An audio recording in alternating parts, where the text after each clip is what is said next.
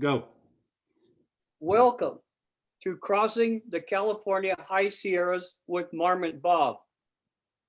I am Dr. Robert Kelley, and joining me today is my son, Kelley. Our trail names are, I am Marmot Bob, my son is Falling Rock. We have been exploring the Sierras since he was 8 years old. I have spent 65 years of my life in the Sierras. So today we're going to take you on a tour of the California High Sierras from Yosemite National Park to Mount Whitney. We will travel the 214 miles of the John Muir Trail. We will also explore at least three crossings. These crossings were used by the miners to reach the gold fields. I will identify those as we go through the presentation. Next.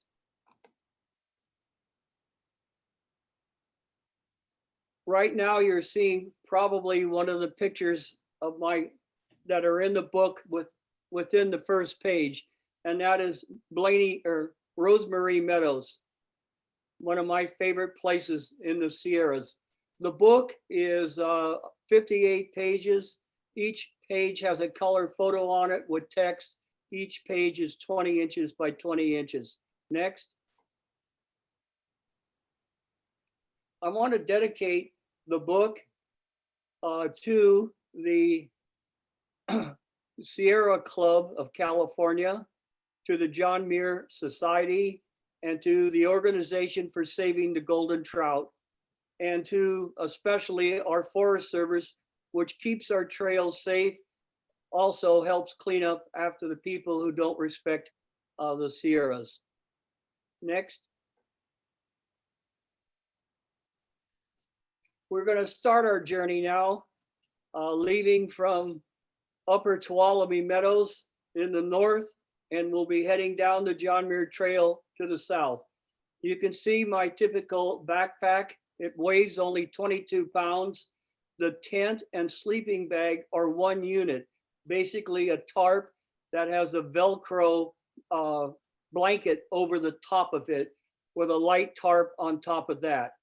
We do carry enough food for 14 days, and you must use a canister when you're in the national park boundaries. A canister about 2 feet tall, about 8 inches wide. It looks like a giant pill, and your food and things are kept in it. A bear cannot get into that. So let's take our trip. Here we go. Next. You can see here that part of this trip will be on the Muir Trail, which has 7 passes that are above 10,000 feet. So we do get into snowfields. Snowfields can be dangerous. You don't walk across them because there can be crevasses that you can fall in. And it's very critical. You always have a partner that goes with you, and you stay together the entire time. Next. This is the John Muir Trail, as I spoke of, with John in the bottom left corner. And you can see that it goes from Yosemite Park, Tuolumne Meadows, approximately down to Mount Whitney, and then on to what's called Whitney Portal. And you can see the area. It travels down the crest line of the Sierras. There are literally hundreds and hundreds of lakes, many snow-capped peaks, beautiful flowers. Some of the meadows are so large that they landed B-17 on them during World War II. Next. This is our first outing of this kind when we were approximately 16 years of age. We are now climbing Mount Whitney. My dream was to catch golden trout on the back of Mount Whitney. The golden trout was not known at all by our citizens at that time. My dream was to write an article for Field and Stream magazine. You can see in this that we are starting up Whitney, taking a rest. Our packs then were probably about 35 pounds. And then you can see that we didn't have tents yet or could carry tents. So we used just a big tarp. We're on the trail crest now, and we're looking down towards the Fresno or the Kern River region. And that would be the Hitchcock Lakes that are around 13,500 feet below the pass to Mount Whitney. Next. This is Trail Crest, where we just spoke from. We are now looking directly towards the Kings Kern Divide in Fresno. And on the eastern side, we can literally see the lights of Las Vegas looking across the top of Death Valley. As you can see, this is the highest pass in California. It's 13,777 feet. Next. This is my family of boys. As I said, my son has packed with me since he was 8 years old. And we travel every year. We take at least 2 weeks, which has been tradition. And we travel in the Sierras to many different places that don't have trails, that we create the trails ourselves. So this is a happy group. We have just entered the John Muir Wilderness area. Next. One of our crossings that we take on the Sierras, it's on the western side, out of Fresno and out of Huntington Lake, and it's called Mono Hot Springs. Believe me, one of my favorite places. It's very unique. The buildings have been there for a long, long time, and they were very old and rustic. There are natural hot baths, which you see my son and I in, and they also have a bath house. And my favorite is to sit on the back deck of the bathhouse and eat a buffalo burger. This is one place you'll never forget. I'm not sure if you can get reservations, but they do have a camping area. It's very rustic, and they do have some cabins, and I believe they are on a telephone line today. Next. Well, here we go. We're going to start from Mono Hot Springs and take my favorite trip, and that's up Bear Creek. We'll travel approximately 26 miles along Bear Creek to Kip Camp, which is on the middle of the John Muir Trail. So you can pretty much see how nice the Forest Service keeps the trails for us. I will talk in a minute about some of the trail markers that are used so we don't get lost.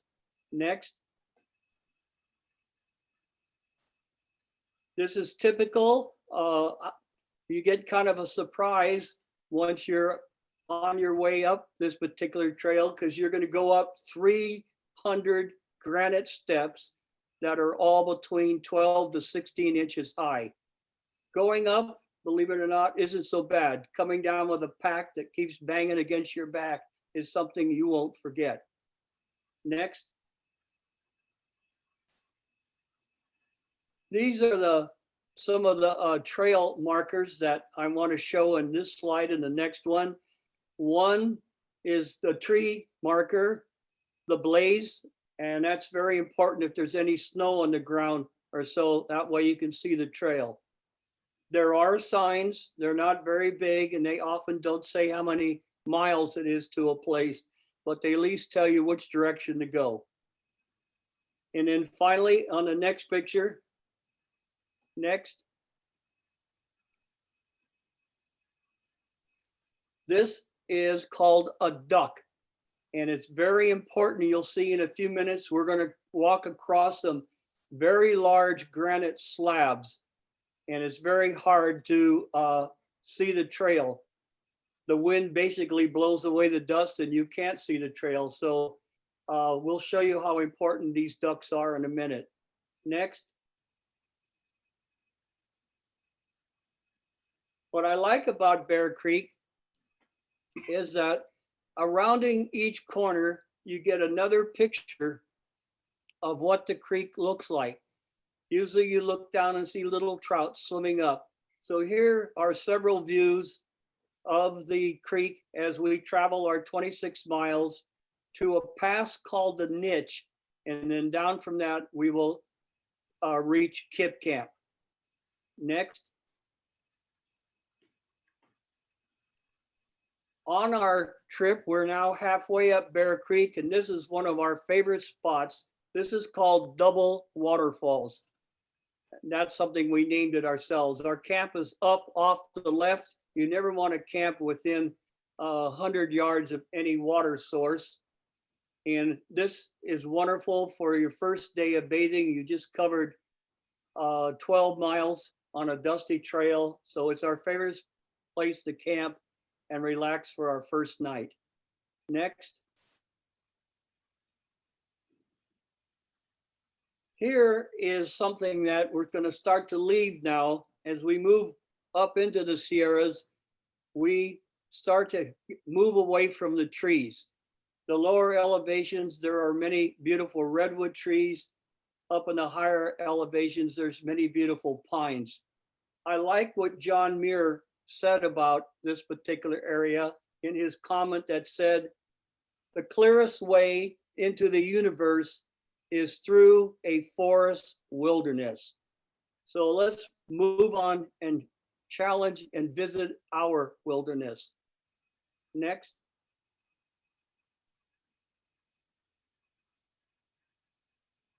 Again, we're now reaching the part of Bear Creek where we will turn off and go across the slabs of pure granite. But I think it's interesting what John Muir said in this next comment. He said, the clearest way into the universe is through a forest wilderness. Beautiful quote, never forget it, and he's so right. Next. Okay, as I mentioned, here comes the granite shelves. You can see that the trail is hard to visualize. The ducks are along it, especially after a heavy rain or a light snow. You can't see the trail at all. So you have the tree blaze and the ducks. Obviously, never touch a duck. They're put there for our safety. And it's obvious that it's hard to come across a trail like this that you don't know which way it's going. I've learned always hike towards the lowest blue skyline. Next.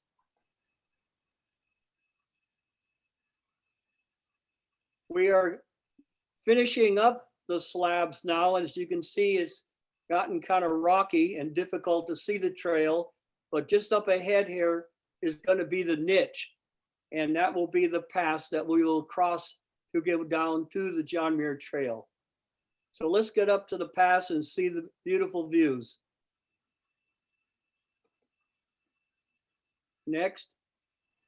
We're now at the pass, which is called the Niche, and we are looking down towards Fresno and Huntington Lake to the west.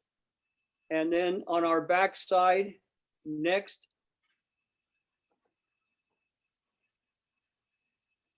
Here is a picture of what yet is to come. That's the rocks that we came up. We're now looking up the Bear Creek Canyon all the way to that mountain you see in the back that's called the Seven Gables. We'll visit that in just a moment. But this gives you a picture of what you know is going to be ahead. These pictures in your mind, you never forget. Next.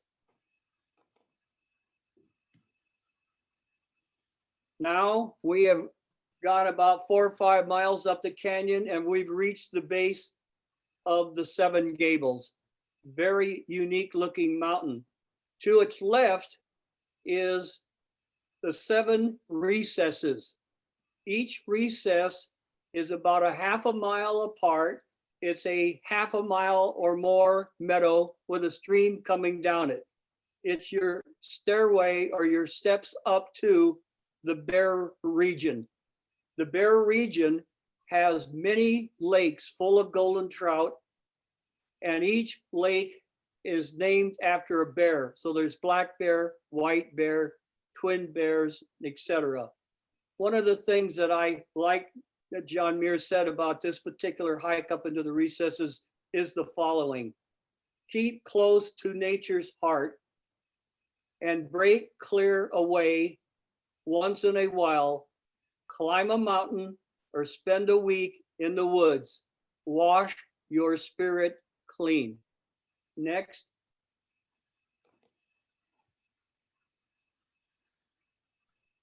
We are now heading down into Kip Camp, and you can imagine that a lot of this area is under snow 8 months out of the year. And so the trees are stunted, many are knocked down. It's a very rugged place for nature to survive. Next.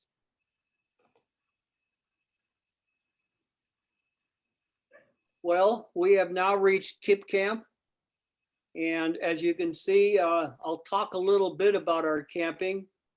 One of the things that we do is usually camp, again, 100 yards away from any water source. You have to pump the water and filter it, because there's a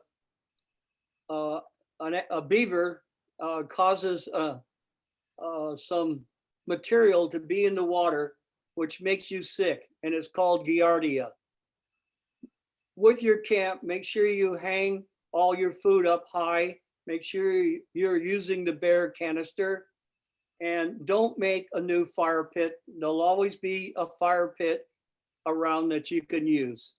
And remember, please leave the camp cleaner than the way you found it. Next. This is another one of our camps higher up as we're moving towards one of our favorite lakes, which is called Marie Lake. You can see that this is late August and we're using a summer tent. I never take more than 4 or 5 people with me.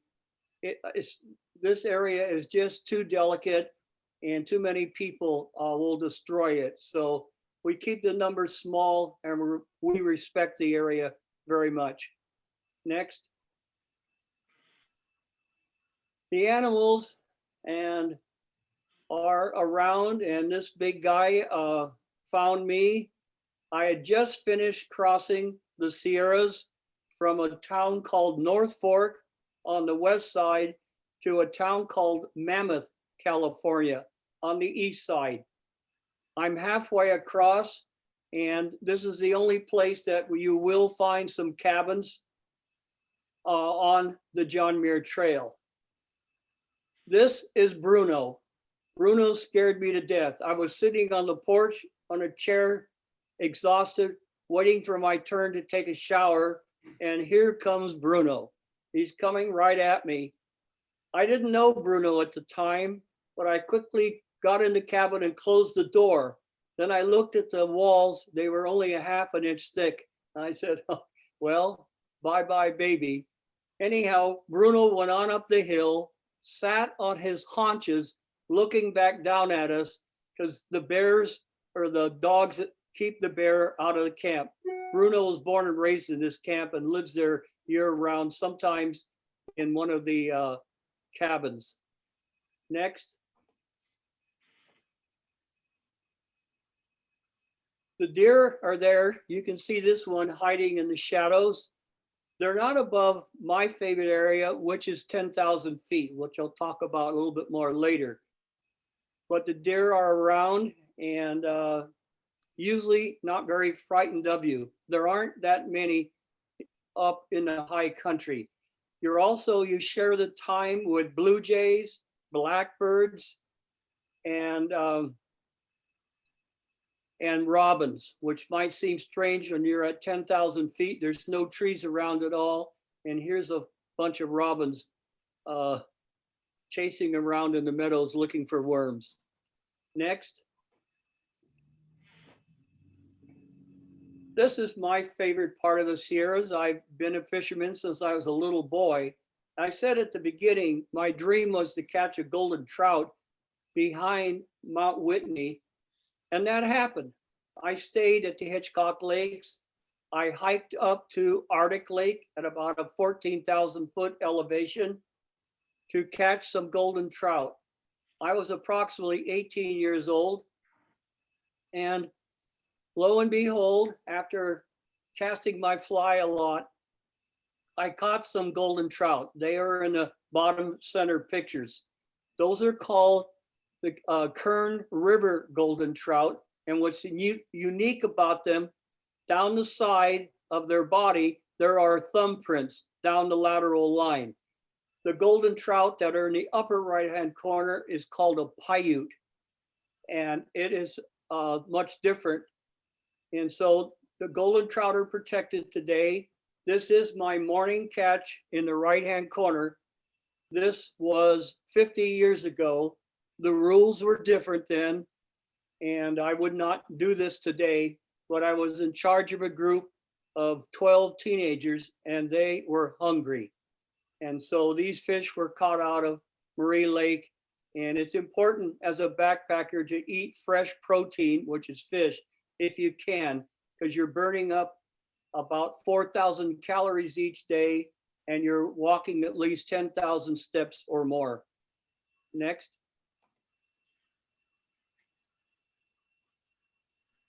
Here I am fly fishing at one of the high elevation lakes. I've learned to use two flies. There's many brook trout in almost all the lakes.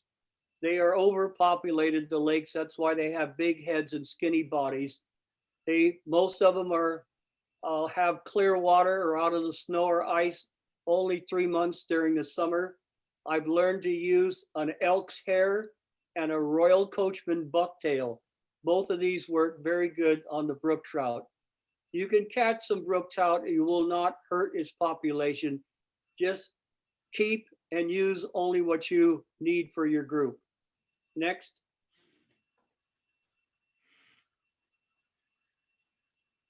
Now the flowers. And this is something you don't forget. The meadows are beautiful. Beautiful meadows that can go back a half a mile or a mile, and they're flat. They have little granite rocks in them with little brush growing up around them, and they're full of beautiful flowers all over. Here is one of my favorite. In the upper left corner is called the rock rose, and it is about the size of your thumbnail, and it has a little pine cone about the size of an eye of a pin. I treasure this little rose because it only grows 1/4 of an inch to a half an inch each year. So one that's on a branch that's 30 inches long obviously is 60 years old. Next.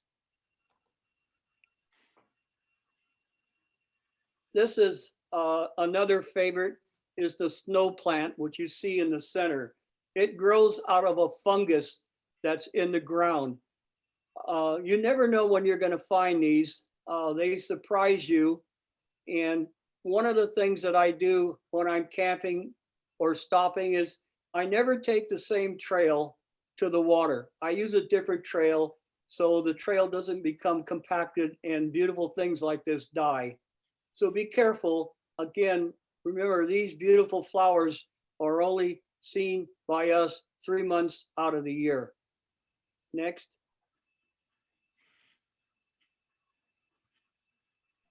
Well, the trees, obviously at the lower elevation are the 2 redwood trees. The tall one is called the Sequoia sempervirem, and the big rugged one is called the Sequoia gigantea. It's important that you study the species of the birds, the flowers, the animals before you go back, so you better understand them and how they survive during the harsh winters.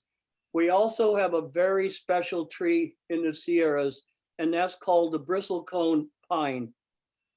And here it is on the right. It's very rugged. It's 5,000 years old. And the tree at the bottom is the one that's up near Sentinel Rock in Yosemite, which is very old also. Next.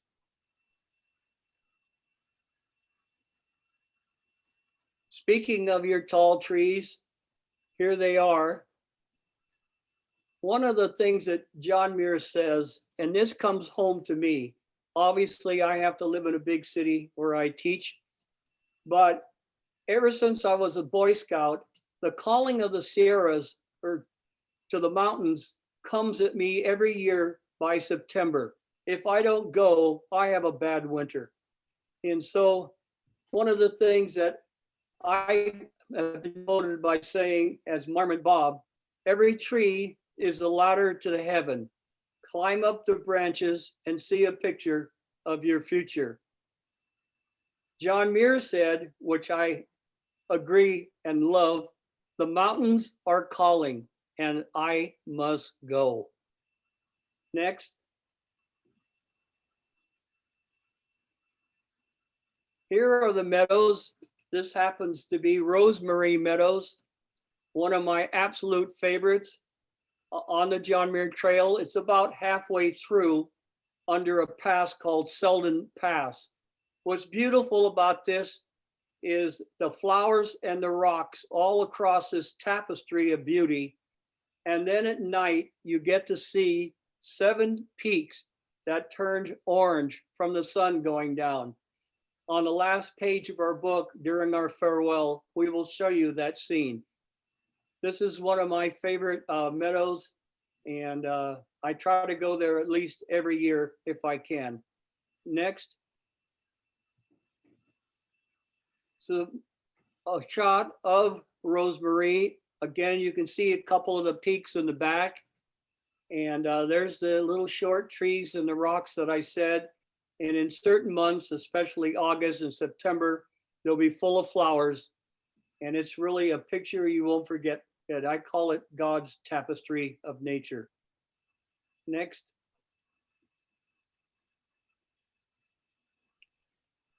This is the high lakes of the Sierras, which I mentioned there's literally probably over 1,000. And at the bottom right-hand corner is one of the Bear Lakes, which I talked about. You can see the reflection in the water. This picture has won several awards. That's called White Bear Lake because of the reflection. Some of the other lakes that you see in this are all above 10,000 feet on the Muir Trail. And they all have brook trout. And just remember, they're a good source of water, but it's important that you filter the water before you drink it. You can also carry tablets in a little vase or a little bottle with you and use that and put them in your drinking water canister. Next.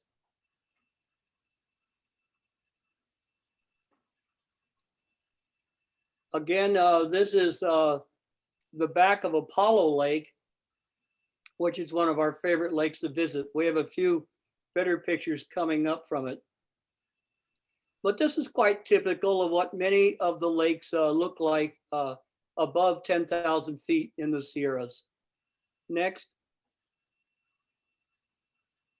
Now, before we talk about Marie Lake, which is coming up, I want to talk about a special trip, which is one we like to take to Apollo Lake. Apollo Lake is about 9 miles off trail. It's always very important when you go to the Sierras that you carry a topo map and that you give someone your itinerary. And so on this particular trip, it's very hard. We're going to cross behind a dam called Bear Diversion Dam at Bear Creek, and we're going to go straight up 3,000 feet to a big knoll on the top. And we're going to go past that knoll into that upper high country, which is called the Alpine region. And there are 3 special lakes. The first is Marcella, which has a big meadow off to the left side. The mosquitoes blow over it and the trout just jump. There's just rings all over the lake. Next, about a few miles above it, in a cirque, and a cirque is like a little canyon in the rocks. is called Cirque Lake, and there's rainbow trout in that. Next. We're going to then drop down from that lake to Apollo, which is coming up. As I said, when we were in Rosemary Meadow, we were trying to reach Marie Lake, which is on the Muir Trail near Selden Pass. And we're looking at it in the bottom right-hand corner back in the 1960s. That was taken with a little brownie camera. This lake is so big, it takes you a half a day to walk around it. It's full of very large brook trout, which you saw in the earlier pictures. And you can see me fly casting down where the stream comes in. It's fun to be in the morning. It's peaceful, it's quiet. The stream is coming in and the fish are slowly rising, sometimes jumping completely out of the water, and you cast out your fly and then the battle is on. Next. This is Apollo Lake, as I mentioned. It does have golden trout in it. It's Cirque Lake, Marcella Lake, and then Apollo Lake. You do have to drop down a pretty good sized cliff to get down to it. As I said, this is off trail. I've been going to this lake since 1960.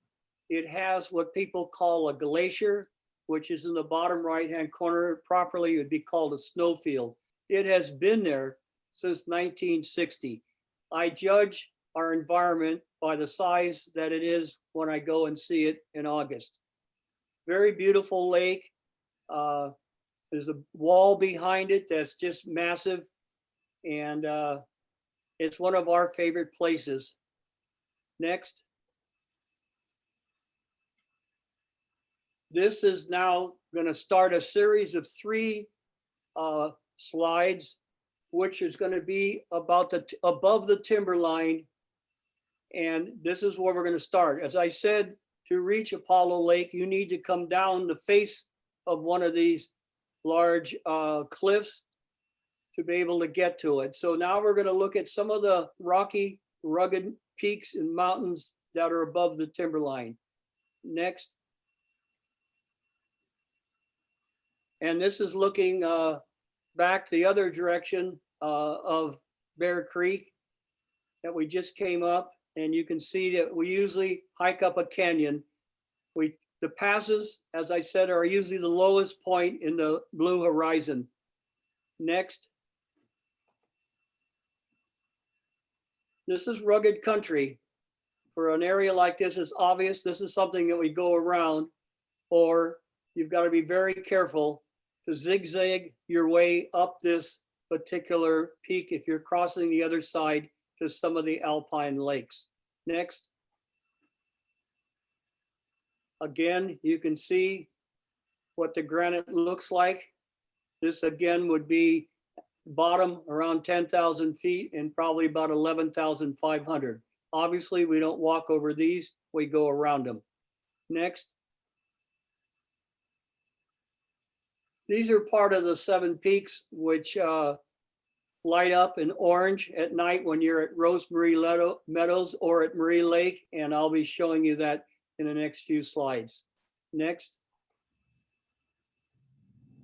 Again, these are part of the peaks, and they're just hard to explain how beautiful it is at night. It's fun because every star in the sky you get to see, you see satellites going over, comets, shooting stars.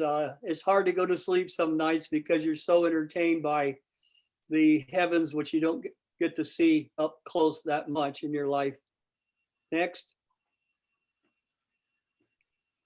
This is a picture that's won an award that was taken by my son, and it just shows the smoke or the fog cutting through the trees. It's an early morning scene at Rosemary Meadows.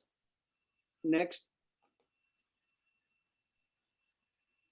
Finally, the back of the book gives you backpacking trips and suggestions. There's about 3 or 4 pages. I'm trying to educate all of you so that you will try backpacking, but make sure that you handle the Sierras with great love and grace. Next. Again, you can see some more suggestions about sleeping, about carrying the food, cooking the food, and health and first aid. These are all things that you need to read and know about. Next. And this is an interesting article that was in the Madera County Times about two old timers, which happens to be myself and the man standing above the tents. We left the town of Mammoth, and we came from the east to the west, about a 30-mile trip.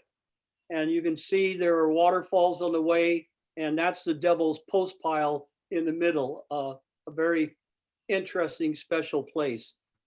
So it was appreciated that they did this article. You can read it and learn about what these old timers did in crossing the Devil's Staircase. Next. Finally, Marmot Bob is taking a break. That's his old time buddy with him, Larry Hibden. And it shows our packs at that time. Each year we've gotten smarter, packs are lighter. And this is halfway across the 26-mile trip from North Fork, California to the town of Mammoth, up the Devil's Staircase. Next. Well, this is my farewell picture. Obviously, it needs to be from Apollo Lake, my favorite spot. That's pretty much the way I dress in the Sierras. My jacket is waterproof. And behind me is the snowfield off to my right hand above my fingers.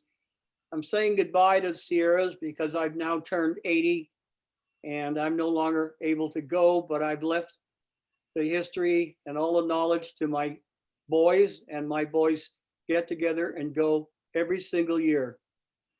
And as John Muir said in closing, rocks and water, etc., are the world's words of God, and so are man.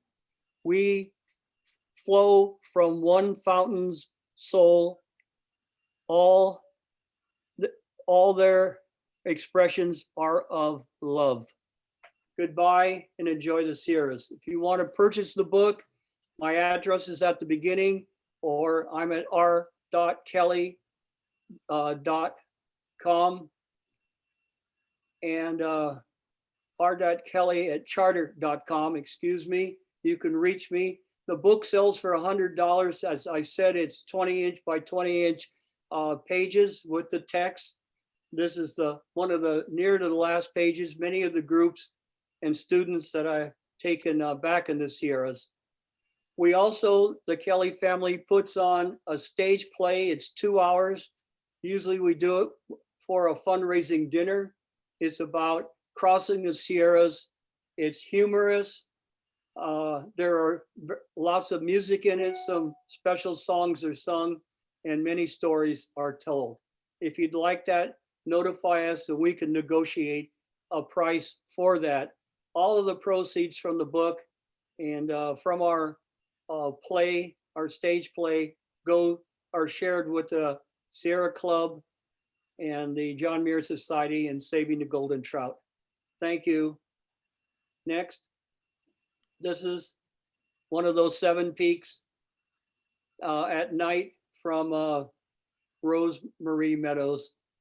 And to see all 7 of them each night, they're beautiful golden candles in the sky.